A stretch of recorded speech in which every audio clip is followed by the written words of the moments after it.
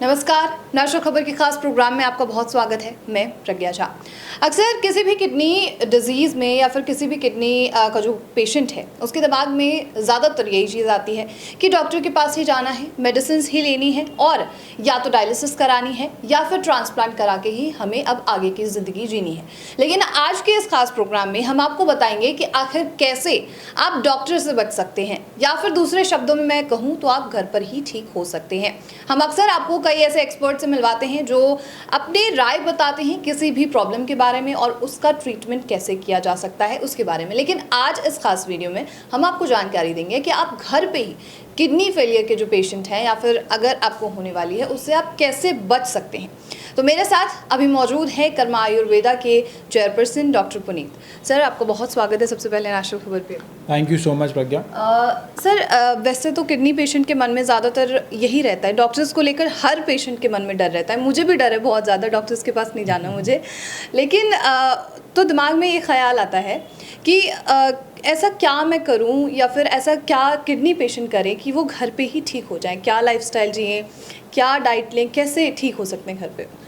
Doctor के पास ना जाना पड़े इसीलिए आयुर्वेद की स्थापना हुई है। डॉक्टर की आवश्यकता ना पड़े इसीलिए आयुर्वेद चल रहा है, इतने टाइम से चलता आ रहा है। आयुर्वेद का प्रयोजन यानी कि आयुर्वेद की जो बनाया गया है उसका प्रथम प्रयोजन यही है, स्वास्थ्य से स्वास्थ्य रक्षणम, मतलब स्वस्थ व्यक्ति की स्वास्थ्य की रक्षा करना। आयुर्वेद का पालन अगर किया जाए जी, नेचर के साथ जुड़ा जाए तो बीमार नहीं होंगे, तो रोगग्रस्त नहीं होगा शरीर और स्वस्थ रहेगा। तो आवश्यकता बस इसके लिए एक है कि आयुर्वेद की तरफ लौटना है। आहार विहार, दिनचर्या, परिचर्या, खाने पीने की व्यवस्था आयुर्वेद के अनुसार अपनानी है। मॉडर्न लाइफस्टाइल के साथ आयुर्वेद को कैसे जोड़ के अपनाना है वो एक बहुत ज़रूरी है। पहले के ज़माने में और अब के ज़माने में लाइफस्टाइल में ज़मीन आसमान का फ़र्क है, लेकिन इस समय भी हम आयुर्वेद से जुड़ सकते हैं। अगर आप टूथब्रश करते हैं तो आप नीम का दातुन शुरू कर दीजिए, उससे भी बहुत फ़र्क पड़ता है, बहुत अनगिनत फ़ायदे हैं। अगर आपका खाने पीने की व्यवस्था ऐसी है तो कोशिश ये कीजिए कि उसमें हम किस प्रकार से आयुर्वेदिक तत्वों को मिला सकते हैं। हल्दी का प्रयोग बढ़ा सकते हैं हम खाने में, अपने हर चीज़ में हल्दी डालने से शरीर में रोग प्रतिरोधक क्षमता यानी कि इम्यूनिटी बढ़ती है। इस तरीके से छोटी छोटी चीज़ें अगर हम पूरे दिन में करने लगें और आयुर्वेद की तरफ आ जाएं। व्यायाम का बहुत बड़ा महत्व है आयुर्वेद में। कितने समय तक व्यायाम करना है, रोज़ 1 घंटा नियमित रूप से अगर व्यायाम किया जाए, जिसके अंदर आज की डेट में कहें तो कुछ कार्डियो हो गई, कुछ एक्सरसाइज हो गई, कुछ हमने प्राणायाम कर लिया, कुछ योग कर लिया, 1 घंटा शरीर को दे दिया योगा के लिए योग के लिए या किसी भी प्रकार के ब्लड सर्कुलेशन, जिससे बॉडी में बड़े मूवमेंट हो, हमारी ऑर्गन्स की मूवमेंट हो योग के द्वारा, तो और भी अच्छा है। ऑर्गन सक्रिय रहेंगे, निष्क्रिय नहीं होंगे। आज की डेट में मॉडर्न अर्बन लाइफस्टाइल में तो पसीना आते ही लोग बुखला जाते हैं। बिल्कुल, ये तो सही बात लेकिन पसीना आना तो एक अच्छी चीज़ है, मेटाबॉलिज्म इम्प्रूव हो गया। बिल्कुल, आप पसीना आना प्रमाण है आप जीवित हैं। बिल्कुल आप जीवित हैं, इसका सबसे बड़ा प्रमाण है। अगर आप निष्क्रिय हो जाएंगे तो ये सब चीज़ें छूटती चली जाएंगी। तो छोटी छोटी चीज़ों को अगर हम अपनाएं डे टू डे लाइफ में तो बहुत अच्छे से स्वस्थ रह सकते हैं। बहुत सी बीमारियां कभी नाम भी नहीं सुने थे हमारे बड़े बुजुर्गों ने। डायबिटीज़ क्या होती है आज से 300-400 साल पहले किसको पता था? नहीं, तब तो आई नहीं थी बीमारी। ब्लड प्रेशर बड़ा होता है ये किसको पता था? और शतायु 100 वर्ष की आयु तक लोग जीवित रहते थे। तो क्या बदला उन 300-400 सालों में जिसके कारणवश हम बीमारी के चारों तरफ बीमारी में फंस गए? विशेष सर्कल बनता चला जा रहा है जी। बदला तो सिर्फ एक बदला, हम अपने जो हमारे अपने बड़े बुजुर्गों के द्वारा चीज़ें बनाई गई, आयुर्वेद बनाया गया, उससे दूर होते जा रहे हैं और वेस्टर्नाइज होते चले गए। मेडिसिन भी वेस्टर्नाइज हो गई, कल्चर भी वेस्टर्नाइज हो रहा है, सब चीज़ें जो है धीरे धीरे हो रही हैं। ऑन द कॉन्ट्ररी यूएस में, यूरोप में आयुर्वेद का चलन बढ़ता जा रहा है, चरम सीमा पे है आज की डेट में। बिल्कुल। यूएस में, यूरोप में और मिडिल ईस्ट में भी काफ़ी जगहों पे लोग योग की तरफ आ रहे हैं, लोग नेचुरल चीज़ों की तरफ आ रहे हैं और बहुत तेज़ी से ये परिवर्तन हो रहा है। और मुझे पूरी उम्मीद है ये परिवर्तन पूरी दुनिया में होगा, क्योंकि आयुर्वेद से बढ़कर, मेरी नज़र में इससे बढ़कर कुछ नहीं है। अगर आपको बिना ही बीमारी के, बिना ही दवाई के बीमारी आपकी ठीक हो जाए, ये शक्ति सिर्फ और सिर्फ एक ही पैथी में है, आयुर्वेद में। किडनी के पेशेंट आते हैं, मेरा प्रयास रहता है जितने हो सके उसमें भी बिना दवाई के घर बैठे ठीक हो जाएं, तो वो भी बहुत अच्छी बात है। स्टार्टिंग स्टेज है, अगर ब्लड प्रेशर है, डायबिटीज़ है, we can prolong the disease. उस केस में बिना दवाई के भी प्रोलॉन्ग किया जा सकता है। डायबिटीज़ को कंट्रोल रखें, आहार विहार नियमित रखें, व्यवस्था ऐसी बनाएं कि अपने शरीर के ऊपर ध्यान दे रहे हैं। स्ट्रेस इतना ज़्यादा है आज के लाइफस्टाइल में कि हर कोई फास्ट है लाइफ, छोटी छोटी बातों पे बहुत चिंता। टीयर 1 में नहीं, टीयर 2 में भी, सेमी अर्बन में भी, रूरल में भी, सब जगह पे स्ट्रेस लेवल हाई है। तो ये एक बहुत बड़ा प्रभाव डालता है, दुष्प्रभाव डालता है हमारे शरीर पे। तो स्ट्रेस को काउंटर करने के लिए छोटी छोटी चीज़ें अगर हम कर लें तो बहुत ज़्यादा बेनिफिट हो जाएगा। मेडिटेशन कर लें। कईयों का लाइफ ऐसी हो गई है कि 8-8, 10-10 घंटे लगे हुए हैं, लैपटॉप के आगे लगे हुए हैं, या कुछ ना कुछ बैक टू बैक मीटिंग्स हो रही हैं।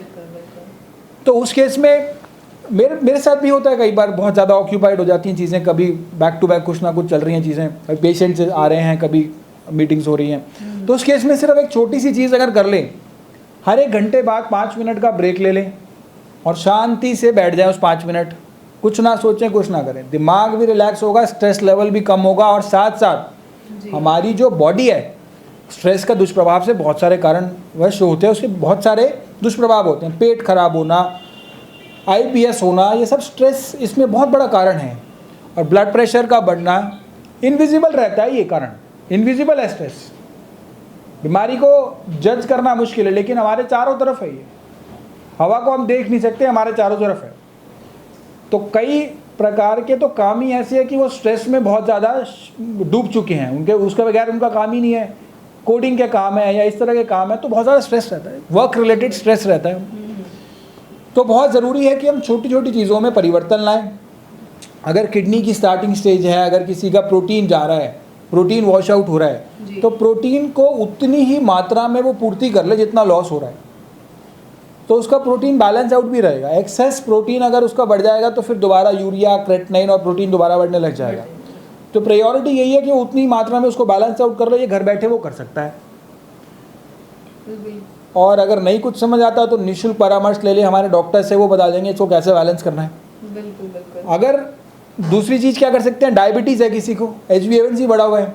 अब HbA1c बढ़ने के कारण क्या होता है कि उसके बहुत सारी बीमारियां उसके साथ लगने की संभावना होती है। Diabetic nephropathy, diabetic neuropathy, kidney का खराब होना या ब्रेन में दिक्कत हो जाना, इस प्रकार के डायबिटीज़ के बहुत सारे दुष्प्रभाव होते हैं। तो सबसे पहले क्या करना है, डायबिटीज़ को कंट्रोल करना है। उसके लिए आपको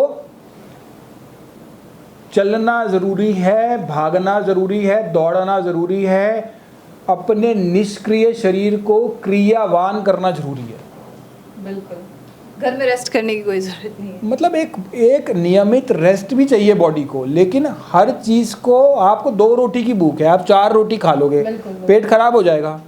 आपके शरीर को 6 घंटे का आराम चाहिए, आप 10 घंटे 15 घंटे बैठे रहोगे, आराम करोगे, खराब तो होगा, शरीर खराब हो जाएगा। बिल्कुल। तो हर चीज़ का ध्यान रखना बहुत ज़रूरी है। हमें अल्टीमेटली शरीर के अंदर ही रहना है, तो उसी का ध्यान रखना सबसे ज़्यादा आवश्यक है। तो किडनी के पेशेंट हैं, डायबिटीज़ है या ब्लड प्रेशर है, ये जो जितना हो सके उसको बिना दवाई के नेचुरल तरीके से ठीक करना, जितना हो सके संभव है तो कीजिए उसको घर बैठे बैठे। आगे आपसे इसी बारे में पूछने वाली थी, जैसे कोलेस्ट्रॉल हो गया, BP हो गया, डायबिटीज़ हो गया, इनका मतलब किडनी ख़राब होने पे क्या क्या रोल होता है इनका, कैसे ये किडनी को प्रभावित करते हैं? देखिए क्या होता है, ब्लड प्रेशर अगर बढ़ता है तो जो हमारे किडनी के नेफ्रॉन्स होते हैं ना, वो नेफ्रॉन्स को डैमेज करता चला जाता है। अच्छा। और डैमेज होने के कारण नेफ्रॉन्स काम नहीं कर रहे होते और क्रेटिनिन बढ़ने लगता है। किडनी के बहुत सारे काम है हमारे शरीर के अंदर, शायद 100 से ज़्यादा काम है अगर हम गिनने बैठें तो।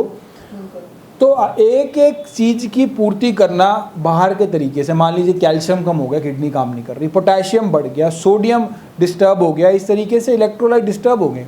आप कितने बार उसको बाहर से पूर्ति करेंगे, उसकी एक सीमा है। कुछ हद तक आप कर लेंगे, कैल्शियम की गोली खा लेंगे, पोटेशियम के लिए आप फ्रूट छोड़ देंगे या कुछ और कर लेंगे, लेकिन परमानेंटली तो वही है कि आपकी किडनी दोबारा काम करने लग जाए। आप मेंटेन टेम्पररी कर सकते हो, मेंटेन परमानेंट करना मुश्किल है। परमानेंट तो इलाज, ट्रीटमेंट होना चाहिए कि आपको मेंटेनेंस थोड़े टाइम के लिए ज़रूरत पड़े और उसके बाद आप ट्रीट हो रहे हैं। फिर चाहे वो बिना मेडिसिन के हो रहे हैं या मेडिसिन के हो रहे हैं, वो सेकेंडरी है, लेकिन इलाज हो, अगर बिना मेडिसिन के होता है तो और भी अच्छा है।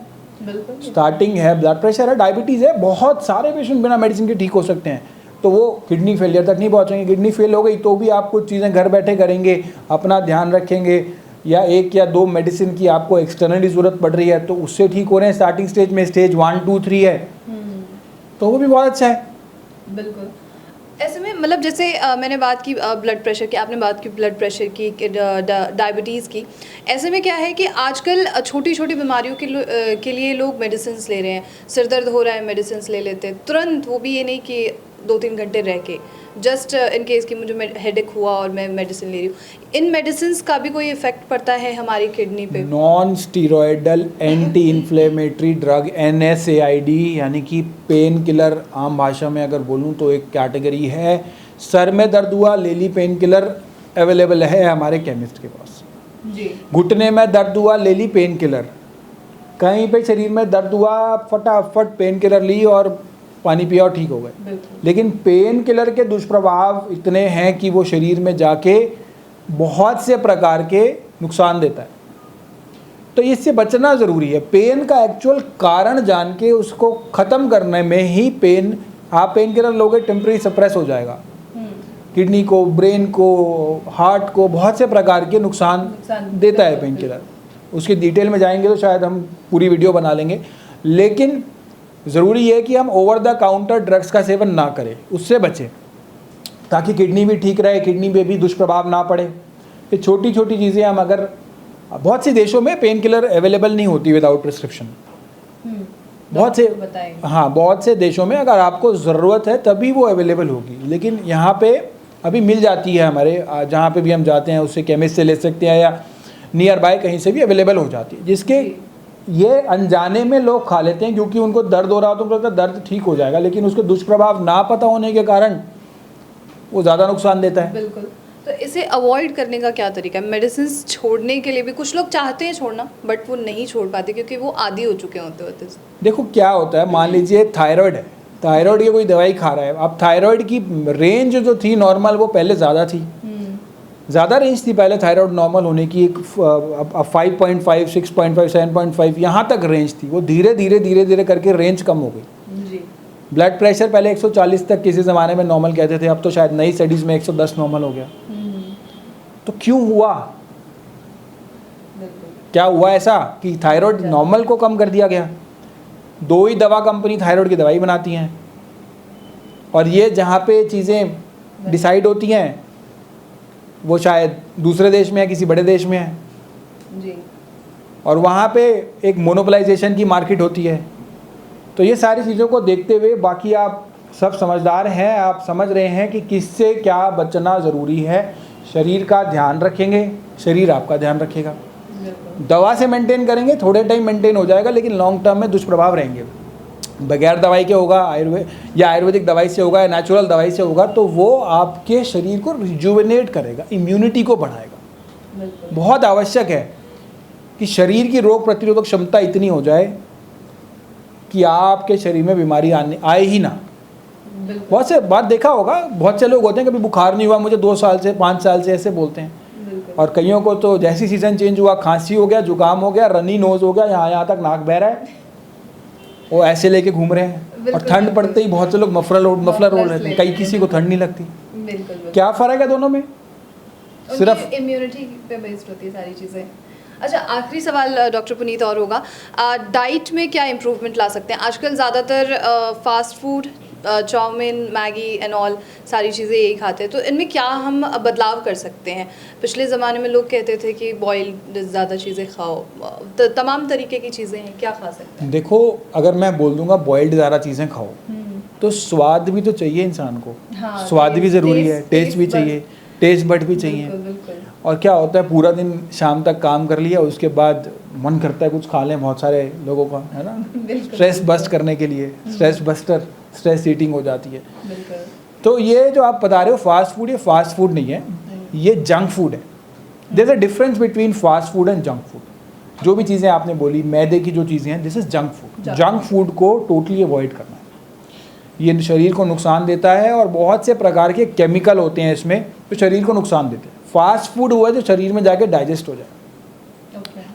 फास्ट डाइजेशन वाला फास्ट फूड है, हम दोनों को मिक्स कर देते हैं, but technically both the terms are different from each other. Fast food में क्या आता है आपका, खिचड़ी, दलिया, इडली, शरीर में खाया और डाइजेस्ट हो गया, नुकसान भी नहीं है इनका। नुकसान भी नहीं है। बट अब ये हर समय हर चीज़ नहीं खा सकते, तो हफ्ते में एक दिन जो मन करे आप वो खाइए, बट 6 दिन जो शरीर मांगे वो खाइए, और एक दिन जो टेस्ट बड मांगे वो खाइए। तो इससे आपकी बॉडी मेंटेन रहेगी। बिल्कुल। अगर हम किसी जंगलों के इलाकों में चले जाए ना, तो हमारा खाना वहाँ के जो मूल निवासी हैं वो खा नहीं पाएंगे, क्योंकि उनके शरीर वो डेवलप नहीं है। लेकिन हमारे आसपास अगर हम वो चीज़ बिल्कुल छोड़ देंगे, तो हमारी शरीर उसको एक्सेप्ट नहीं करेगा थोड़े टाइम बाद। तो थोड़े थोड़े टाइम में कुछ कुछ बाहर का भी खाते रहें, लेकिन मेजॉरिटी ऑफ द टाइम घर के खाने से बेटर कुछ नहीं है। घर की हाइजीनिक बना हुआ खाने से बेटर कुछ नहीं है। तो ये कुछ तरीके हैं जिससे घर पे रह के मॉडरेट वे में ही कर पाएंगे हम। जिस प्रकार की जीवन शैली है हमारी, आयुर्वेद आज से 6000 साल पहले लिखा था। उस समय पिज़्ज़ा चेन्स नहीं थी, बर्गर चेन्स नहीं थी, और सब चीज़ें नहीं थी। तो आज के ज़माने में पर्सपेक्टिव में उसको कैसे हम जोड़ के कर सकते हैं, यही मेन चीज़ है। ना तो हम पूरा वैसे कर सकते हैं, ना हम पूरा ऐसे कर सकते हैं। इसको मिडवे निकाल के किस तरीके से हम आयुर्वेद भी अपनाएं, निरोगी भी रहें, और बीमारी हमारे आसपास भी ना आए। मोटिव तो यही है ना। बिल्कुल, बिल्कुल। चाहे कैसे भी हो, और अपने टेस्ट बर्ड्स को भी सेटिस्फाई किया जा टेस्ट बड, सके। मन की शांति, मन की संतुष्टि होगी ना, तो वो भी बहुत आवश्यक है। अगर हम बिल्कुल। सबको छोड़ देंगे तो फिर वो भी एक प्रैक्टिकली पॉसिबल चीज़ नहीं है। बिल्कुल, जी। बिल्कुल। चलिए डॉक्टर पुनीता, बहुत ख़ास जानकारी दी आपने, कैसे डाइट लिया जाए, कैसे लाइफस्टाइल जी जाए, ना सिर्फ एक किडनी डिजीज़ के लिए बल्कि जितने भी पेशेंट्स हैं उन सभी के लिए। थैंक यू सो मच आपका। You're welcome. इस पूरे जो वीडियो में जो ख़ास चीज़ निकल के आई है वो ये कि आप अपने टेस्ट बर्ड्स को भी सेटिस्फाई कीजिए, और साथ ही अपने शरीर की जो ज़रूरतें हैं उन पर भी ध्यान रखिए। और भी तमाम चीज़ें, अगर आपको कुछ नहीं समझ आया है उसे कमेंट बॉक्स में लिखिए, जिससे कि आपके सवालों का जवाब दोबारा से मिल सके। और ऐसे ही तमाम और साक्षात्कार के लिए नेशनल खबर के साथ बने रहिए।